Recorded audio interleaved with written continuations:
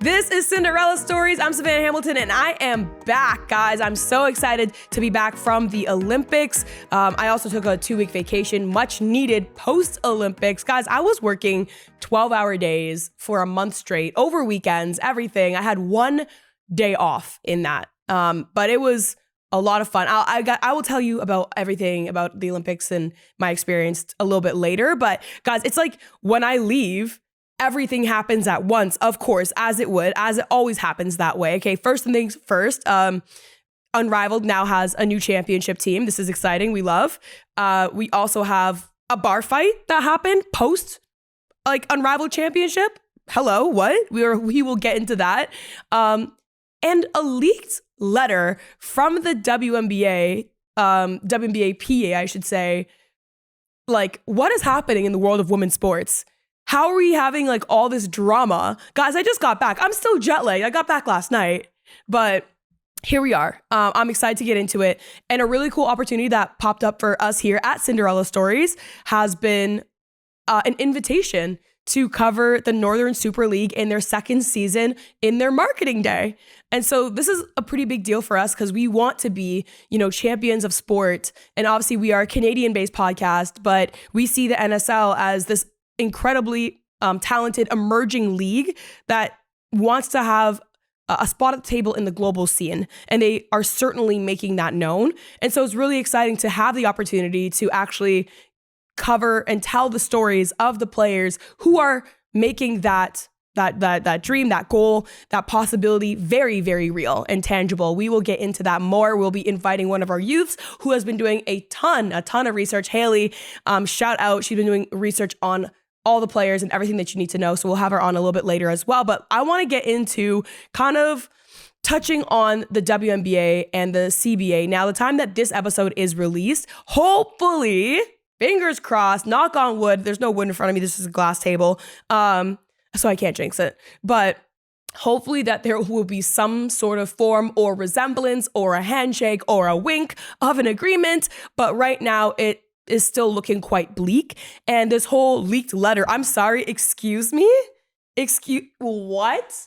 So they're using the word, and by they, I mean ESPN, is using the word ESPN has obtained a letter that was basically written from Brianna Stewart and Kelsey Plum that raised serious concerns about how the WNBPA is handling the current CBA negotiations, okay? So they've basically said, listen, y'all are not CCing us on enough emails here.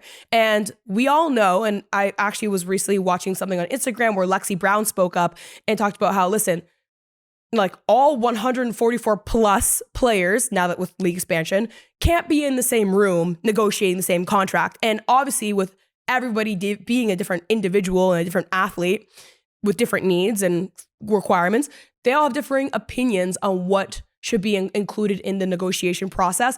But at the very core, I think that everybody should agree on is that there needs to be a lot of transparency with the people who are representing the bigger body of players, letting them know what's being thrown on the table and not just through these leaked sources. And so to my understanding, what I got from this whole leaked letter situation is Brianna Stewart and Kelsey Plum calling their own side out, okay? This is not even against the WNBA and the league and all the things. This is hey guys, we're going to hold ourselves accountable to make sure that we agree and that we're aligned on everything that's happening on the table before we go forward and present it to the other side.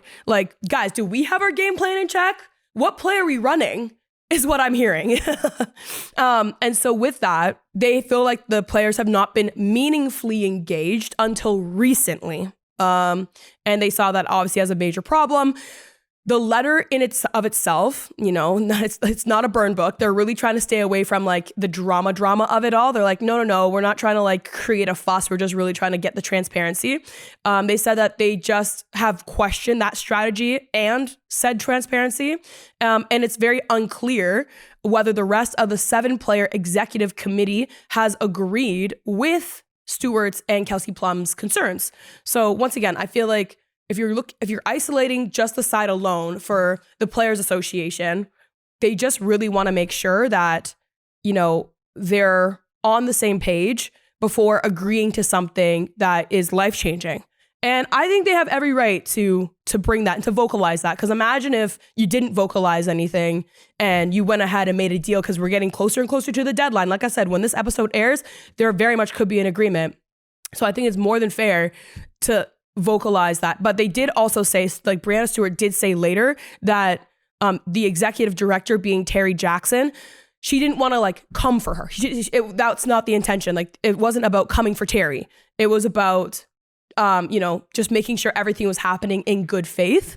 And so that's where that leaked letter situation is from. I just thought that was crazy. Like, guys, come on now. And like, not us sending DMs to each other. Like, that's crazy. And how is ESPN getting hold of these? Like, all of this? Like, I feel like the WNBA needs to maybe do a better job of keeping the drama internal and being more selective about what comes out. Now, obviously, for the sake of being a content creator and a podcaster, you gave us a lot to talk about. I love it. We live, laugh, love it over here. But for the sake of business negotiations, I feel like a lot has probably come out that maybe could have been solved internally. And I mean just strictly on the WNBA Players Association side, not just the WNBA being the league side. I think that there's been things intentionally brought to public eye. And I think like it's been more than fair to do so, because when you get ridiculous offers from the other person at the bargaining table that want to diminish your value, I think they want to show the public, hey, this is how the league feels about us, just so you know. So you know that I know that we know. And so, yeah, anyways, that's my thoughts on that. But let's shift gears to something a bit more positive here. Speaking of Brianna Stewart, she helped lead her team to the championship win, her team being the Miss Basketball Club for Unrivaled, over the Phantom. Now, this is a really exciting championship game for a couple of reasons, but first and foremost, because Brianna Stewart, obviously she's one of the founders of Unrivaled. It's almost like winning at your own league. Come on now. It's like when you're when you're playing Monopoly and you're like the banker, and then you end up winning the game, but you're coincidentally the treasurer. Like, oh, I just find it funny. Anyways, I forgot my buzzer. I got to buzz myself because I was thinking like Drake has a league in Toronto as well. And like, apparently his team more oftentimes than not wins the championship as well. Buzz. But that said, Brianna Stewart, she deserved it. She dropped 32 points against the Phantom. Kelsey Plum, though, she popped off. Kelsey's on the Phantom. She had 40 points. So, okay, girl, we know what you could do. We didn't forget it. 3-on-3, full court. We got it. And the also thing that kind of made this very exciting is the fact that the Phantom were actually the number 1 seed going into the finals, and the Miss were the 2nd seed. So you had 1 versus 2, and 2 won the entire thing. So it just tells you like the level of competitiveness. And one thing I do appreciate with Unrivaled in general, if you ever like looked at their rosters and how they're constructed, and also the fact that the rosters change every single year. We can get into if that's a good thing or a bad thing based on like brand and fan loyalty. But the good thing about that is the fact that it does keep it pretty competitive. And so you have pretty evenly stacked teams and anybody can kind of win at the same time. So I personally love that for the league. Enrique Agunbowale, she actually had 21 points in the semifinals, and Stewart had 23 points in that same game over the Breeze. And that one was pretty crazy because Enrique, she actually had the game winner to even get the Miss to the finals to then become the championship. So, if you're not tuning into Unrivaled, you got to tune into it. And I say that because the viewership is speaking for itself. And more importantly, the butts in seats number is speaking for itself. They sold out. The semifinals sold out. Barclays building. And by the way, they did this last minute. They had to actually move their game. So Barclays accommodated them and they sold it out. So what does that say about the power of women's sports / women's basketball right now?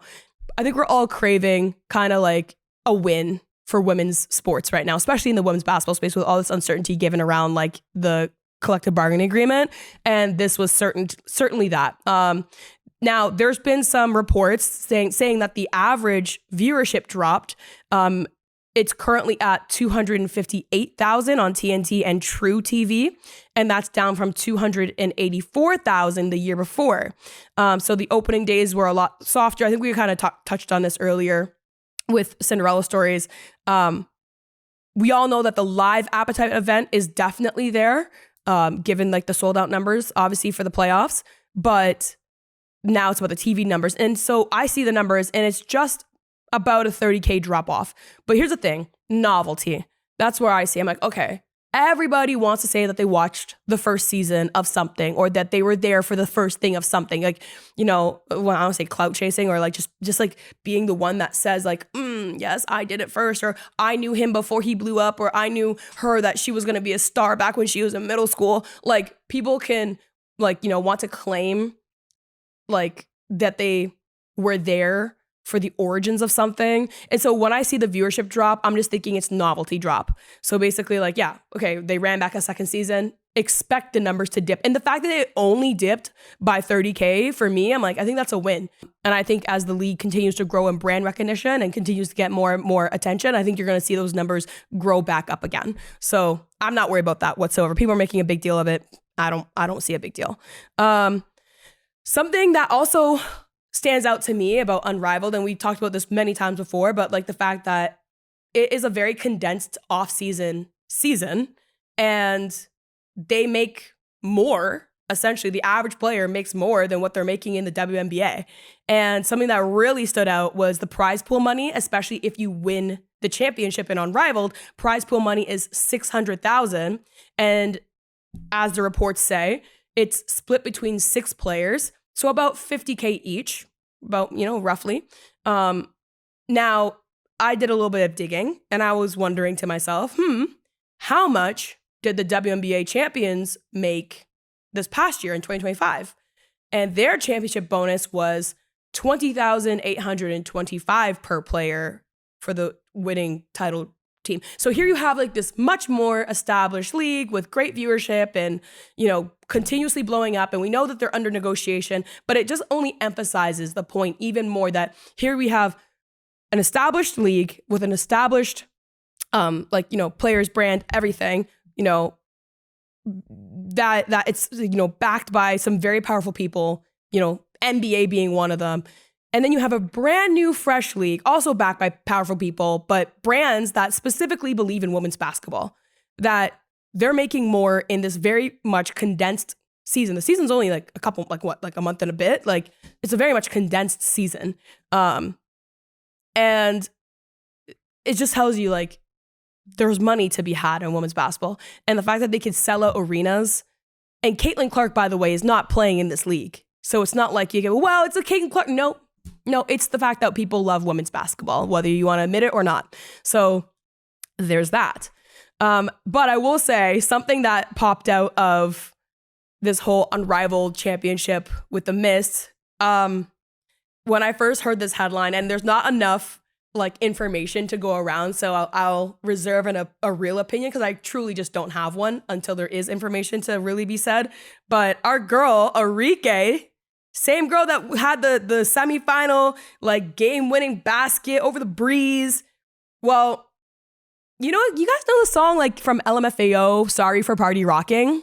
Like she went a little too hard after the championship win for the Mist, and she found herself like arrested.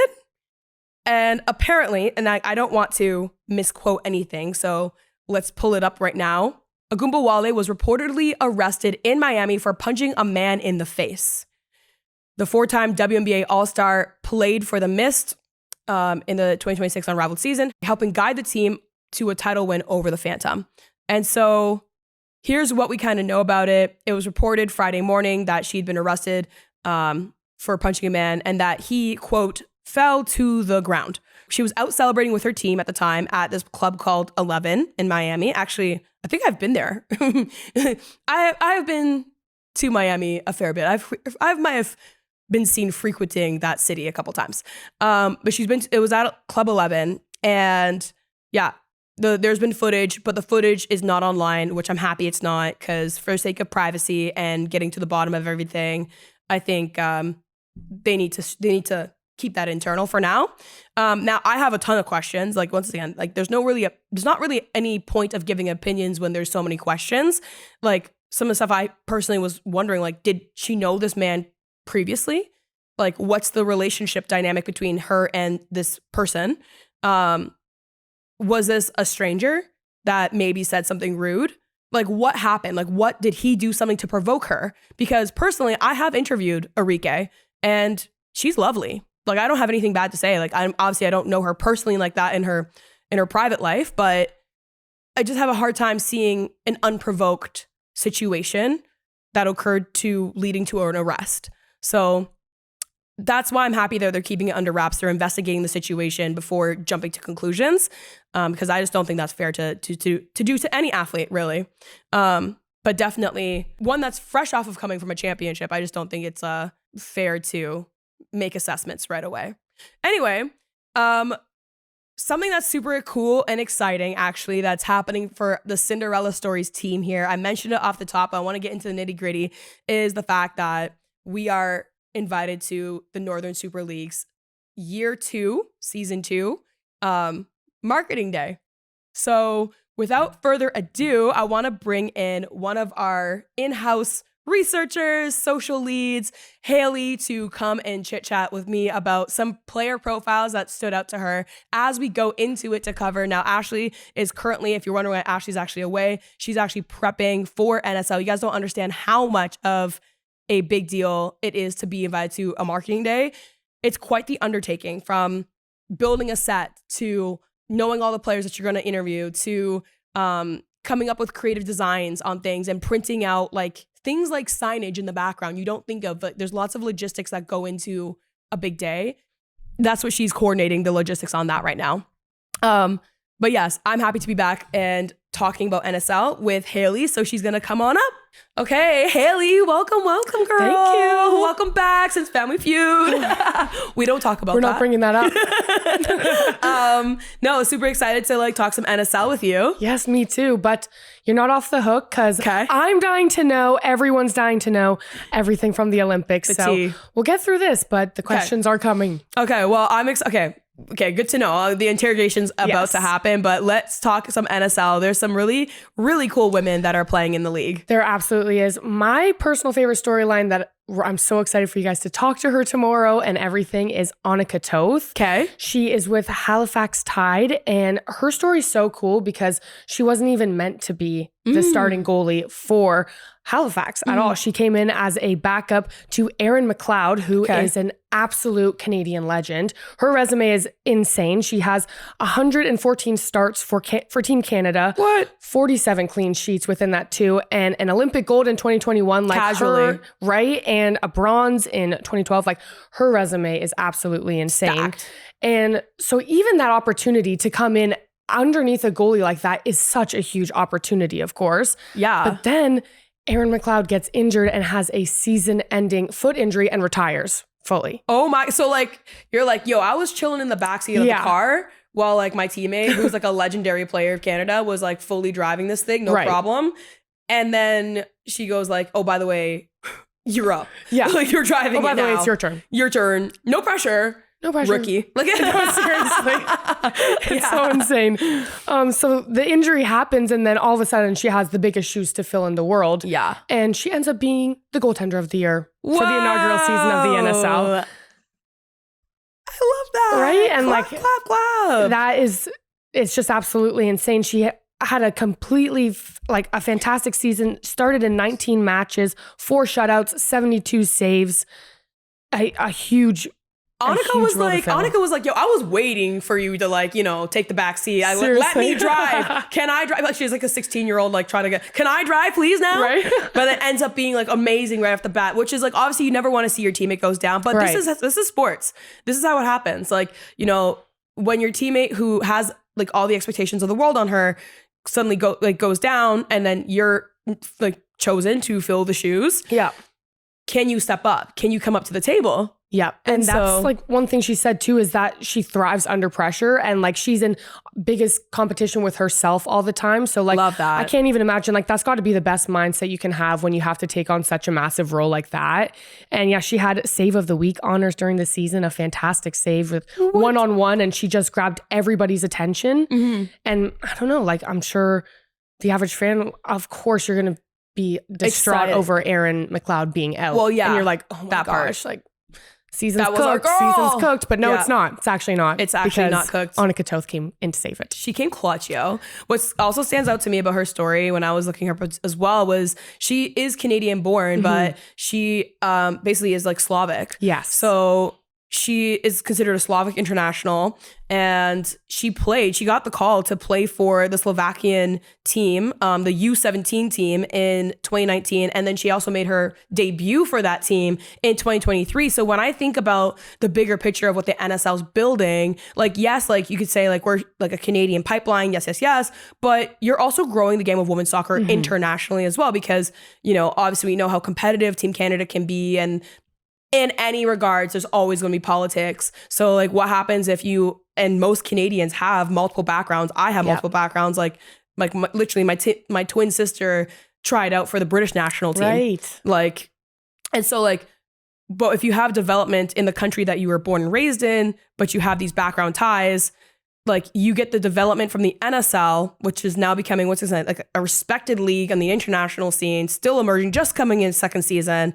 to take that and, well, maybe you already came in with some national team experience, but now go back to your national team from another country and take the skill sets and grow it internationally to other leagues, which is super cool to me. Right. And then also the Slavic fans, maybe they want to come and then watch their girl play in a league and do a fantastic job and just growing it overall. Like, I'm like, do they have a VPN to watch the games? Like, are they gonna like get up in the morning and like watch or something? Stream like, East run for them over right? there. Can they get that going? Yeah, we gotta talk to the league. I'll confirm. Yeah. Okay, who else you got? Well, yeah, and speaking of just kind of growing the game fully and how NSL is helping people get to like the next level and development like that, Delaney Bay Pridham with the Ottawa Rapid FC probably had the most dominant performance in the inaugural season of the NSL. And her storyline that really caught my attention was the dominance in the NSL led to her first senior team call-up from Team Canada. And the NSL was a massive pathway to lead her that way.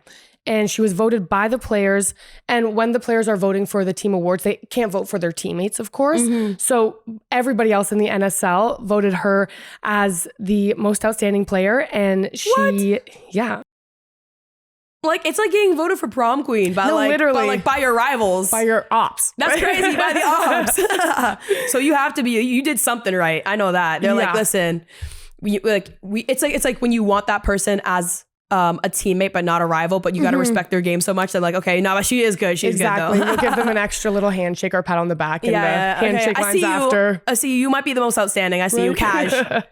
Yeah, she had a fantastic season. She led the league in scoring with 18 goals in the regular season, which accounted for 44% of Ottawa's 41 regular season goals. So nearly 50% of the goals Ottawa had came from Delaney. That's talent. That's just talent. Absolutely insane. Cook. She's like, let me cook. Give me the ball. Let me cook.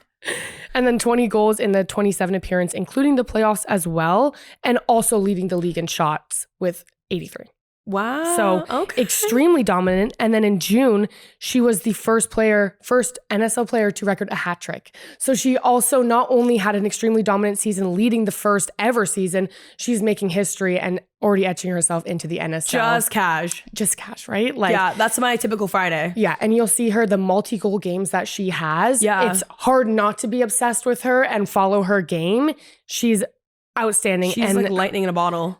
Seriously, she is. And then her first call-up, it came November 2025, and all this happening after that amazing season. It's like NSL, not only is it competitive, it's a fantastic league, but it's such a platform to draw the attention to these players, and it's just opportunities after opportunities coming to these girls. And it was a friendly against Japan. Okay. And she wasn't able to play in that game because she was born in California. Her parents are both Canadian, and she was called up to the Canadian senior team. Oh. But she doesn't have a Canadian passport. And Team Canada knew about that before they called her up, that it could be an issue, but they thought they could get it done. They couldn't get it done. But regardless. They're trying to skirt the rules, I know. Listen, they got it. Hey, with their reputation, Team Canada got to be careful with that. They do. They can get a little... we've seen some other controversies come out of Canadian senior women's soccer before when it comes to skirting rules. But okay, that's really cool that she had the opportunity to still, regardless. And the fact that Canada was like, listen, for you, right, I'm willing to risk it. I'm willing to risk it all. Yeah, and she still trained with them. She still went. She just couldn't play, but she still went to all the practices and everything. So regardless, didn't touch the field, but they still saw value of flying her. Listen, from, I don't know if you guys saw the going rates from like Toronto to, I don't know, Japan, but that's not a cheap flight. No. And they wouldn't just like take anybody for no reason. And clearly they're also thinking we could build a future with her. 100%. And maybe like if that's just like a passport issue, but she was fully pretty much raised in Canada, they're probably seeing like we could probably get around that in the future. Yeah, for sure. So I would imagine that their thought process is. Exactly. I can't quote anybody. I don't know anything, but it validates the NSL. 100% does. Like, I think this is why the founders thought it was so important to start this league, because for the longest time, and this is like, it's like this in women's basketball as well in Canada, but specifically women's soccer, I think all eyes are on NSL because this is a complete Canadian homegrown league. You know, even the PWHL has American teams. Right. NSL does not. No. NSL is strictly Canadian. So what can Canada do to put themselves on the forefront of the international scene when they're strictly from home, like really homegrown? And so I think that like seeing national team call-ups and development in like literally just after the first season of the NSL really does have the NSL entering the chat for put some respect on our name. That's why this is what I'm picking up. Yeah, and it's amazing. And I can't believe she's going to be there tomorrow. You guys are going to be able to talk to her. Like, this is really cool. This is such a big opportunity. Let's go. So the next kind of storyline, it's similar to Delaney's, but a little bit different just because Holly Ward, it's the same type of thing where the success she had in the NSL triggered the call up from the senior team, but hers didn't come from necessarily a massive season of goals constantly coming. It was big moments. Okay. So it's a different story for Holly Ward. She played in 7 games and she had 2 goals and 1 assist, but she scored the game winner in the inaugural AFC Championship game against AFC Toronto. Ooh. So, of course, that video was everywhere. It was a fantastic goal, a crazy moment. That goal and that massive moment then led to her being called up to the senior team as well. So you see it 2 sides with Delaney. It's like a season of consistency, but it doesn't always just take that. That's how big the NSL platform is that it can also take someone showing up in a massive moment and people seeing the value in that. So it didn't just happen overnight like it did for Toth, basically, where like your star goalkeeper is now down. Like in this case with Holly, like specifically, it was incremental. Right. And it kind of just led up. And I feel like that's like very reflective of like a lot of, and probably a lot more careers, because overnight success doesn't just happen like that often. Like, and even then I always challenge overnight success. It was still a lead up. Yes. You just got your opportunity overnight, versus this seems like the opportunity slowly grew and grew and grew and grew to the point where now she's winning the championship goal. Like she's getting that. Like, so she's getting the opportunity to even be on the field and then that's how she kind of got out there. 100%. And then since she's been called up 5 times to the Canada senior team since her debut in the NSL, which was in April. And yes, she only played 7 games in the season, but 5 times since her debut because of that debut. And she's called up for the She Believes Cup. Okay. And it's her first competitive tournament with the senior team. So not even just a friendly, there's stakes in this. Yeah. And yeah, she's the first NSL player to score for the senior women's national team. She scored versus Haiti in a game against them. So history again. And that's just history connecting, of course, Holly Ward, but connecting the national team to the NSL. Yeah. And that's always going to be a storyline and a little pipeline there and a big part of Holly Ward's story. So I'm picking up also that like, okay, NSL, and this is not like to be like NSL propaganda, but like just like on a realistic basis, like it does give development opportunities, but more than that, visibility. Because it is tough when you are a Canadian athlete and you have to either choose between playing in the States or playing overseas. And here's the thing, like the NWSL, much more established, been around a lot longer. all the leagues overseas have been around since the dawn of time. You're going up against very established programs already. And so, but like at the same time, being a first world country, first and foremost, and not having a professional league in your backyard, like that, it proves to be invaluable, because what if there's players that are not ready for the more established, been there since the dawn of time leagues? Right. Like, what if there's players like the championships and stuff, like what if there's players that just need kind of this ground of establishing themselves, getting professional reps in? It's not university, you know, I'm sure there's some crossover, but it's not university.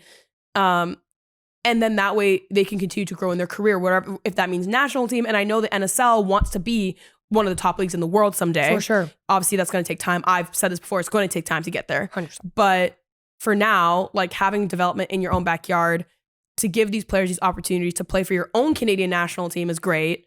And then also for other national teams across the world, just only further develop women's sports in general. 100%. And it really does bridge that gap from these extremely talented soccer players that either go to the OUA or the NCAA and then they're done and they're kind of like, what do I do now? What now? Because sometimes it's not so easy to pack up your life and want to move to Europe, or the opportunity might not be there. You might need some more time. So it bridges that gap, and we're seeing that literally pan out right in front of us and work. And, you know, like Holly Ward, like maybe she wouldn't have been able to get to the senior national team or get that call up as quickly as she wanted. And she actually said that her dreams were to always play in the NWSL or play in Europe. And they're still a part of her dream. And she just didn't think that a Canadian league was ever going to be an option for her. And what triggered her to wanting to sign up for the NSL is the players just simply signing up. She said more and more players were signing up, and she found herself wanting to sign up as well. So, I mean, it's just the first year, and look how the success for the individual players, that's going to trigger more and more people wanting to come. So the growth is definitely going to be there just based off the individual success that the girls in the NSL have. Yeah. Now, my only thing is like, I wonder for next steps, like infrastructure, you know, and this has been a real thing where they're putting the teams into these huge kind of like MLS venues. Yeah. That the league might not be 100% ready for, but now on TV, it looks a bit more empty. Yeah. But hopefully that won't be a problem for long. Like, we'll knock on wood, I guess. I don't know. This is wood down here. But like, hopefully it's not a problem for very long. Hopefully there's more butts in seats as the league continues to develop itself and attracts international talent. Yeah. I'd have to do a deep dive on the roster rules exactly, but like how many international players you're allowed to have versus Canadians, because that's typically a thing in any league. But I think that like it really speaks to competitiveness, and then hopefully like with that comes salary increases. Salary increases attract stars from around the world. But I love the approach of like building it at home first, like build it and they will come. Right. Like that's the NSL. Yeah. That's what I'm hearing. And that's what I love to hear from through all of these like player profiles and examples. And yeah, girl, we get to talk to them tomorrow. I know you'll be helping us with the set, so appreciate your hard labor. I am ready. Child labor. I'm ready. Thanks, girl. You're the best. It's going to be so awesome. But we'll get to that tomorrow, of course. But now it's time for Olympic. She said laptop down, girl. Yes. I'm like, uh-oh. I'm so excited. Tea time. I have so many questions, but first, we need to know about your stay, where you were staying, how was it when you first got there? Did it meet your expectations or what you were picturing when you first got there? Okay, good. Ooh, yeah, so first of all, you land in Venice. Okay, so we're landing at this airport called Marco Polo, which is kind of cool to like, ooh, Marco Polo, like, okay. And then we were lucky enough to have a driver to take us to Cortina because it was like over a 2-hour drive. Oh, wow. But it was the most gorgeous 2-hour drive of my life. Like, I was like just out the window, like jet lagged, super tired. I literally was up for like 30 hours at this point.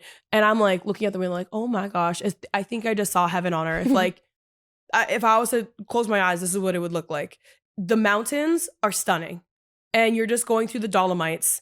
And you arrive at this hotel and they put us in a really, really cute kind of like family-owned boutique hotel. But it was, I would take that over like a Ritz-Carlton. I'm not even joking, like any day of the week, because it was so like just well done, like from like the food to the service to like this cute, almost like log cabin-y looking like aesthetic. And it really kind of made a community within the hotel, like guests. Like we met so many people just by being in the lobby. They had this big lobby open space where they had free snack hour from 3 to 6, which I pretty much used as my lunch every day. And then free breakfast and everything. And it was just like the accommodations, absolutely no complaints. And the community that was already built within the hotel was really great because, you know, the last thing you want to worry about when you're under pressure and there's lots of stress is like, what am I going to eat? Where I'm like, how am I going to sleep? Like, oh, the bed was so hard. Like the last thing you want to worry about is that, like, those little things. But they did really, really well with like making sure that we were well taken care of and comfortable. That's so amazing. So first day, I know you said you're working like 12-hour days the entire time. When your first day, when you got there and settled in for everything, what happened? Like, was it what you thought you were going to be doing beforehand? And like, how did the first day kind of go? Yeah, no. So like CBC gave me a heads up that like I would be doing a little bit of everything and a little bit of everything I was certainly doing. And so like I was kind of assigned to like the brand partnership teams, but I also was told that like, get ready because you'll be doing broadcast as well. So like, obviously like with every company, there's different sides of things. And so I was kind of like a switchblade that was doing a little bit of everything. And so I got there, and one of the first things that like, well, first week was really just settling in and scouting every single venue that you're going to potentially go to. So we were running around like, where can we shoot an interview if we had to shoot it here? How do we get to the venue? Because you're in the mountains and you got to know without your private driver, like how to get to places. And yes, there's a bus schedule, but like, do the buses run on time? And there's like so many of these factors that you got to account for. And then even like climate, what am I wearing? Is this a venue that there's an indoor space? Is it an outdoor space? But it's also the Winter Olympics. So if there's ice in the indoor space, do you still got to, like, it's like so much things that you really got to like scout for the first week. And then also we started already filming like brand partnership videos. There was a ton of them that we had to do over the course of the games. But one that I was specifically responsible for was a milestone video with Petro-Canada. Okay. And so I had to do that pretty much daily. And that meant I was not just like, I wasn't just like, you know, going on air and just like, oh, everything's done for me. Like, no, I was scripting. Oftentimes scripting the night before, getting up like super early. Sometimes it was 6 a.m. Other days, if I was lucky, it was 8 a.m. to then have it done and sent for, and we had to make a studio, by the way, in one of our hotel rooms. Yeah. Green screen, everything, and have everything done and sent for 10 a.m. And that was just the start of the day. Oh, like geez. That was just, you wake up to do it. And like I said, no complaints because like everything actually became like way more straightforward. And you kind of got in a pattern. Yeah. Throughout the Olympic Games, but like that was kind of the first week of like adjusting to like everything that you didn't know that you needed to know, and you could only know by being there. Yeah. So that was the first week at least, and the second week it picked up. Yeah. And we all know, everyone knows, you hate the cold. How did you? Really? Oh, really? I didn't notice. How did you manage with that? And I know you were given that awesome kit from CBC. How did that all work out? Yeah, no, like shout out to CBC for like really hooking your girl up, because like they gave me snow pants, and let me tell you, when I wore the snow pants and the jacket every day, like literally every day, like the big red loud jacket, I was like, yep, I don't care. Like I'm warm. Yeah. Like that's all I care about. And then I had like my heated vest, but you know, surprisingly, it wasn't as cold as I was expecting. Canada was way colder. Like, wow. Yeah, I was like, this is the Winter Olympics. We're in the middle of the mountains. It's going to be like -30. No, it was like the lowest it got was probably -6, and it was at nighttime. And then like there's days where it was like 2 degrees, 4 degrees. Towards the end of the Olympics, it started getting to 10 degrees. What? Yeah, to the point where the ice actually in the track for the sliding center, like luge, skeleton, all the bobsled, got too soft. And like athletes were coming up to me and being like, yeah, so the ice is too soft. That's why there was crashes on the last day, because how do you account for that? And by the way, I learned a lot. Like bobsleigh, they got to switch the blades based on the ice and da-da-da. That's not how they trained. Mm. It's a lot of X factors. But yeah, so that's how warm it started to get. Wow. Mm-hmm. I didn't see any of that stuff. That's not insane. Boots on the ground journalism. Boots on the ground journalist. Yes. And then we saw a bunch of videos of you being in the Olympic Village. What was that experience like? And who did you kind of see in there? Yeah, it was actually sick. I'm not going to lie, because like I wasn't necessarily expecting to have like access to the entire Olympic Village. There is like basically how it goes is like there's like a media room when you first arrive to the Olympic Village. There's kind of like this like building. It's pretty big, has a bunch of rooms and doors that you don't know where they go, but it looks official. You got to like exchange your Olympic credential to get a athlete village credential specifically, so they know exactly who's in, who's out, and they'll keep it until you leave. And then there's like this media area where like you're allowed to, it's a kind of like a common room. There's TVs everywhere, there's couches, but there's a lot of sponsors and stuff like selling everything under the sun. Like literally there's like a cheese sponsorship. I got free cheese. Like a makeup beauty sponsor. And then there's coffee, of course.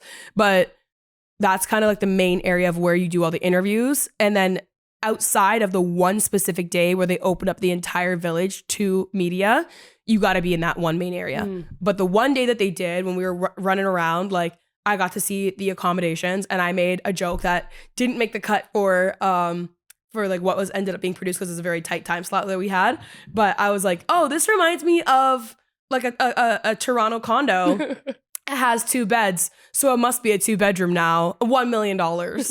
And so it was really cool. But yeah, it was pretty basic. Like I'm not gonna lie, like the Olympic accommodations, you could tell that it just did the job. Yeah. It wasn't like plush. It definitely wasn't the Ritz-Carlton over here. It was just pretty standard, plain, like pretty much white, a little bit of gray. Some people, I think they were giving out plants to the athletes, so you could bring a plant into the room to spice up the room, I guess. Ooh.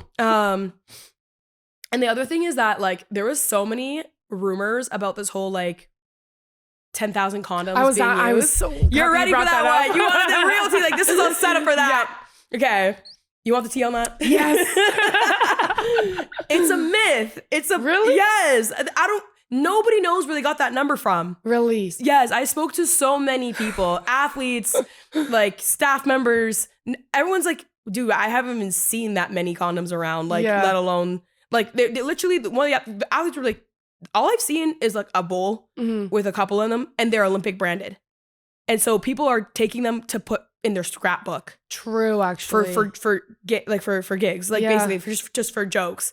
And like they said, like, and also you got to remember the way that this Olympics was set up. It was the most spread out Olympics ever.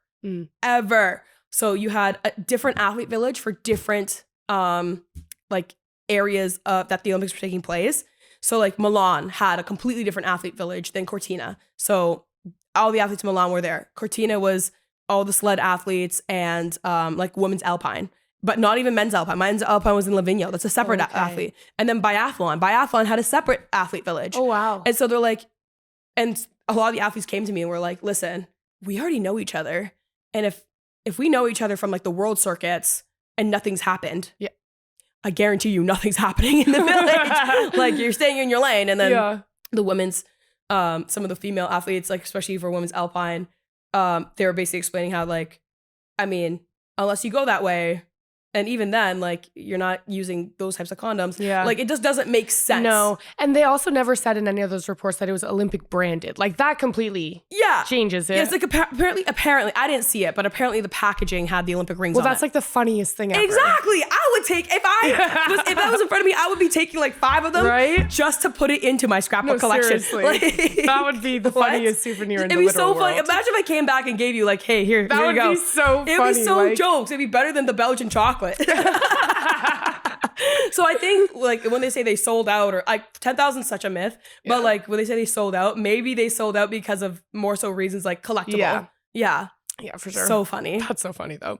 Okay, your favorite event that you saw, and then favorite event that you were working in broadcasting.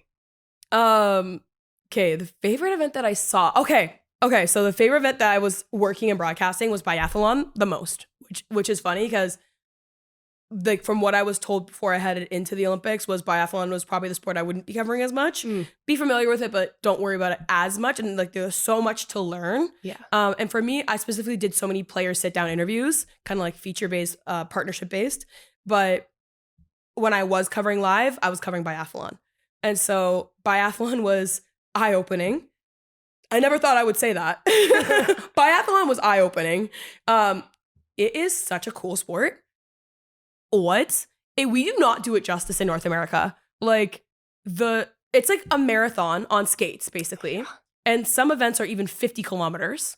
The athletes are passed out on the ground, and that's normal. Like at the end of the event, like literally, I was like, is anybody gonna check on him? Like he got through the finish line and he finished like, 60th, and he's on the ground like a sniper was in the building basically for 5 minutes straight on the snow, like dying.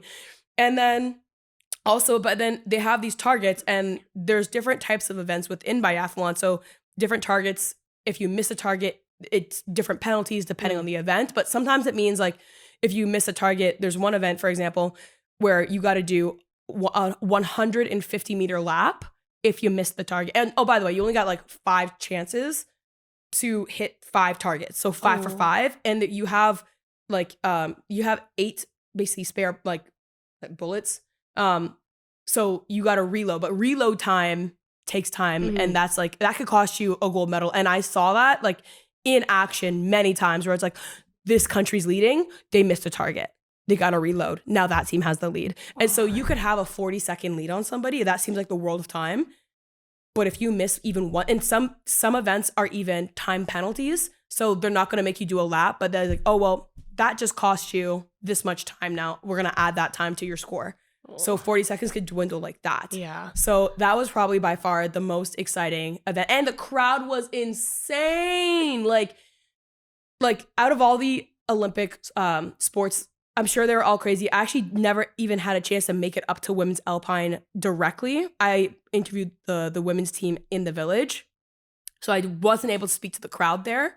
But the crowd in biathlon, 20,000 in the stands alone. Like think about Scotiabank Arena. Yeah. But it was even bigger in one side of the crowd. And then the entire race, like whether it was like the 50K or the, like other shorter races, everybody was lined up around literally around the mountains, through the trees, around the back.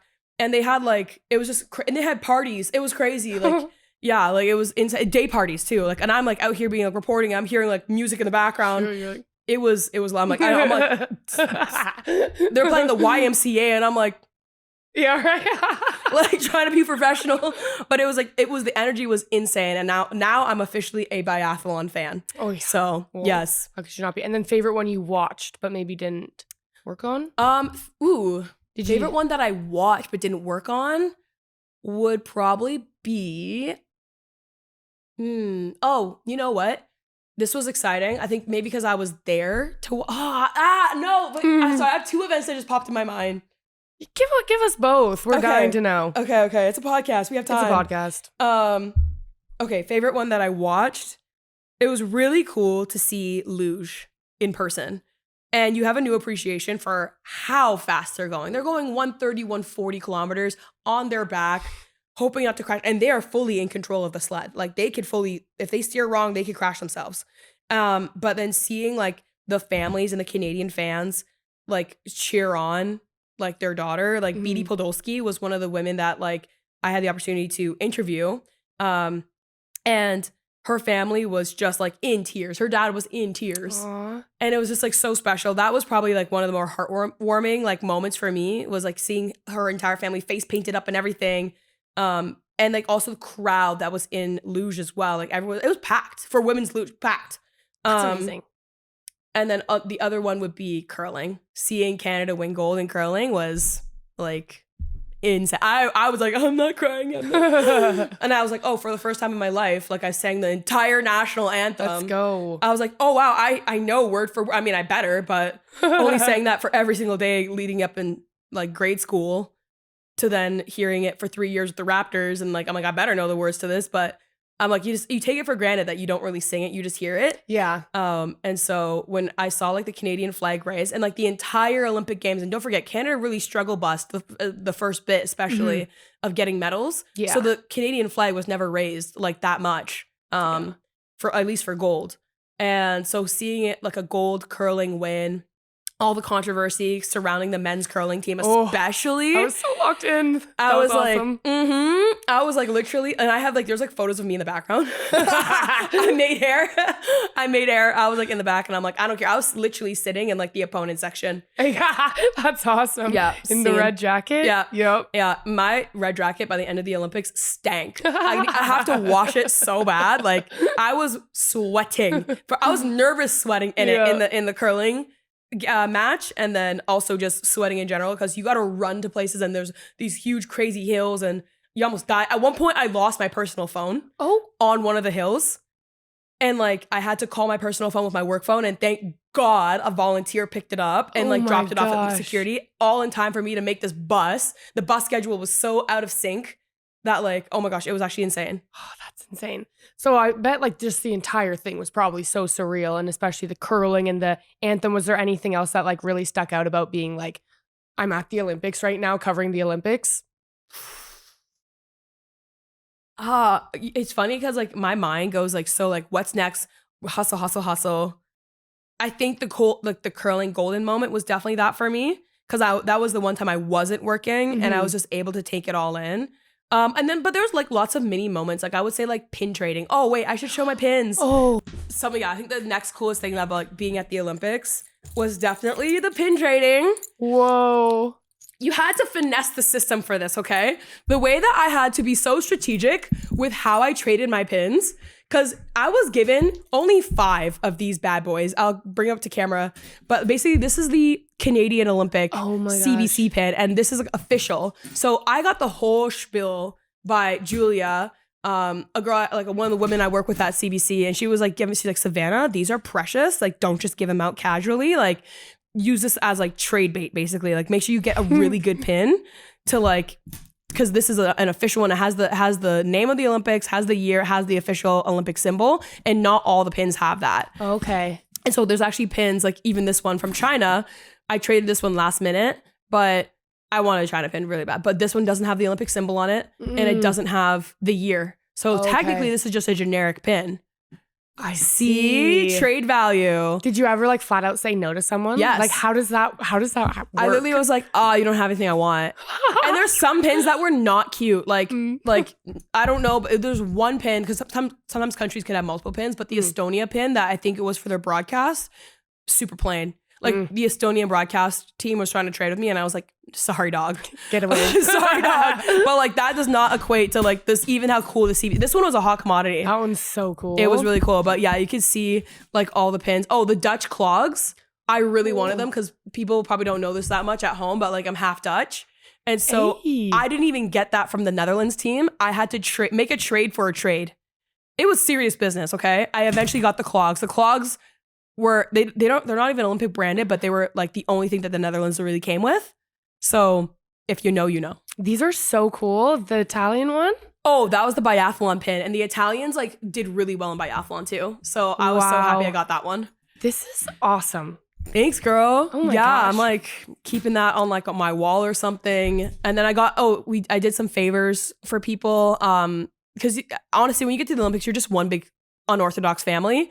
And so I had to help out with like last minute. I had to help out basically by like holding a camera on. Yeah, literally. I don't know if I'm supposed to be saying this for NBC. Like literally, because the girl was like, hey, can you help me right now, this very moment? Like I need help. Like I was like, sure. She's like, so I just had like literally I literally had to hold it, and then she literally pieced out MIA. She's like, okay, thanks, bye. And I was like, okay. She's like, what's your Instagram? Okay, I'll tell you about it. And I never got her Instagram. And then the next day, funny enough, I run into her at the sliding center, and she's like, oh my God, like thank you again yesterday. Sorry, it was such a mess. And then she gave me like the NBC pins. Okay, and so I was like, nice. Good trade rate. Oh, that one. Yes, this one was sick. So then there's people who are professional traders. They make this, they're like, this is their Olympic sport. Like, and so I traded one of the CBC pins for this one. It's a Canadian US flag NBC throwback pin from Vancouver. Oh. Because then there's vintage pins. Vintage pins enter the chat. I didn't even know that was a whole element in here. I literally, before I left for the Olympic Games, I went on eBay and I spent $100 on Canadian vintage pins. And I traded those ones on top of the CBC ones that they gave me. That's why I have so many, because it's like I was able to trade a little bit more. Are there any other like major standout moments for you that just feel crazy that it happened? Oh, yes. So unfortunately, when Canada lost in the finals, but I know I don't want to talk about it. I still don't want to talk about it. But we were invited to the Swiss house to watch it. Oh. Yeah. So that was really sweet. Like that felt like an international moment. And like the Swiss were cheering for Canada. Everybody in the Olympics was cheering for Canada in those games. That's like, amazing. Only the Americans were cheering for America, obviously. And your vacation afterwards too. Yeah. How was that at? Okay, that's where the party really was for me, because that's where like the professional stuff is aside. That's all done and taken care of. And it was really cool because I went to Berlin, but I didn't stay there for the weekend, so I did not party in Berlin. But I did check out some like speakeasies, which was low key and really fun. So cool. And then Amsterdam. We had a blast in Amsterdam. And like I said, I'm half Dutch. So met up with some family, but then we went out on like a bar crawl night. Ooh. So I can't even, like, I'm still mentally there. Lots of great music, just like having fun with people, meeting new people. And then we went to Brussels in Belgium, because why not? We're right beside it. We're like, why not get some chocolate? And then we had to fly out of Venice, because that's just the way that my schedule worked. So I went to Venice afterwards, spent a couple days there. Once again, the food was amazing. Like Italy has the best food. Oh my gosh, it has the best. We had the best tiramisu. I'm still mentally there. Look at this. I just came back last night, so like I'm literally mentally there. And people, super, super, super nice people. So yeah, we had a blast. It was a great time. Amazing. You're back literally just last night. So what's kind of, I'm sure like you're up here like Olympics, vacation. How do you come back to Toronto now and like to try to decompress and not? First of all, I'm excited to be back. Daddy's home. I was literally playing Poppy's Home, like literally this morning. I'm like, she's back, whether you like it or not. But yeah, so no, Daddy's home and ready to get to business. And I'm like excited to be back with Cinderella Stories family, and then have some conversations, some follow-up conversations after the Olympics. But definitely this week, because of the NSL marketing day, it's still like boots on ground. Yes. But I think after the next couple days, I'll be able to like really like start to like just decompress a little bit, maybe for 24 hours, and then kind of get back at it. So, but yeah, I'm happy to be back and just back in my routine, and then see my cat. I miss my cat. How did you manage? I don't know. I was looking at videos and it was making me more sad as I was doing the Olympics. I was like, my cat. But yeah, it was really good. So a lot of great stories. And I will say, oh yeah, one more thing to add to the Olympic stuff was like, just like the Lindsey Vonn stuff was crazy. Yeah. That was crazy. I bet. And then you had a massive moment too that everyone is responding to really positively, of asking Lindsey Vonn about the Minnesota situation and everything like that. I was not expecting the reception to be like that. In fact, I almost hesitated posting that, because like in media, there's like this perception of like you don't want to be imperfect. Like you want to the video was also about like saying what's on your mind or what's on your heart, even if if you stutter, or like even if it's like uncomfortable to speak up. And so like I was like, like how will this be perceived? What will my boss think? Like, am I doing the most right now? Like, should I even bring people into the world of like what goes on in your mind? And I was like, you know what? Why not? And I will say I got a lot of encouragement before I left to the Olympics by CBC, by my boss.